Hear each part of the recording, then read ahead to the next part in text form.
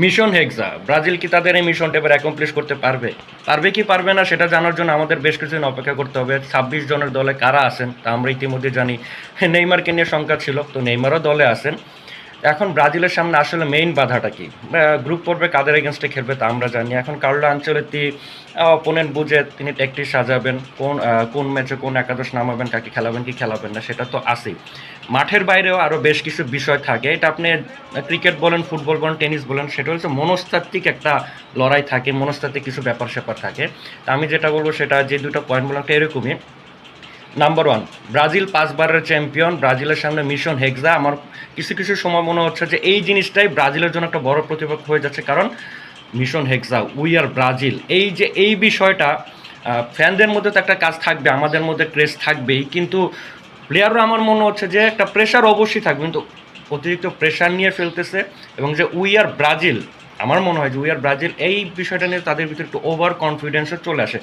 আপনার এটার সাথে দ্বিমত থাকতে পারে, আপনি সেটা জানাবেন। আমি দীর্ঘদিন ধরে ফুটবল দেখে যেটা আমি বুঝতেছি, ব্রাজিলের প্লেয়ারদের ভিতর ওভার কনফিডেন্স থাকা ভালো, তো মনে হচ্ছে ওভার কনফিডেন্স হয়ে যায় যে we are Brazil, we are ৫ বারের চ্যাম্পিয়ন।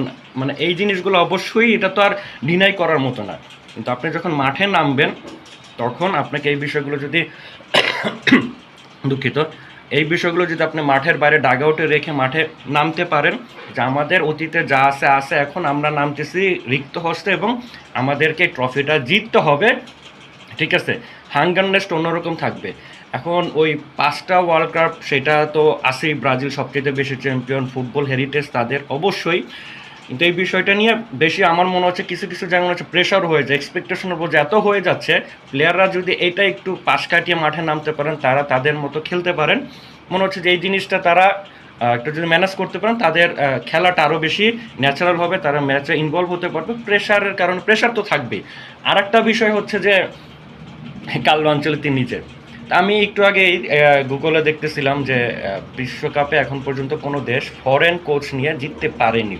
তো কার্লো আনচেলত্তিকে তো ব্রাজিল আনছে সেই বিশ্বকাপ খরা ঘোচানোর জন্যই, তো এটাতে দেখলাম যে এটা বড় একটা বিষয়। সে ১৯৩০ সাল থেকে ২০২৬, প্রায় ৯৬ বছর ইতিহাস, এটা হয় নাই।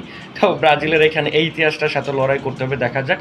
সো আমার সাথে আপনি দ্বিমত হতে পারেন, কিন্তু আমার মনে হচ্ছে যে ব্রাজিলের বিশেষ করে প্রথম পয়েন্ট যেটা বললাম, এই যে মনস্তাত্ত্বিক যে বিষয়টা, অনেক বেশি প্রেশার নিয়ে ফেলে এবং কিছু কিছু ক্ষেত্রে ওভার কনফিডেন্সও হয়ে যায়। তো এই জিনিসটা যদি তারা একটু কন্ট্রোল করে আনতে পারে, নিজেদেরকে একটু ম্যানেজ করে খেলতে পারে, তাহলে ব্রাজিলের পক্ষে জেতা সম্ভব। এই টিম না অসম্ভব কিছু না, কারণ ওয়ার্ল্ড কাপ একটা আবার স্পিরিচুয়াল বিষয়, সেটা নিয়ে আমি আবার অন্য কোনো ভিডিওতে বলবো।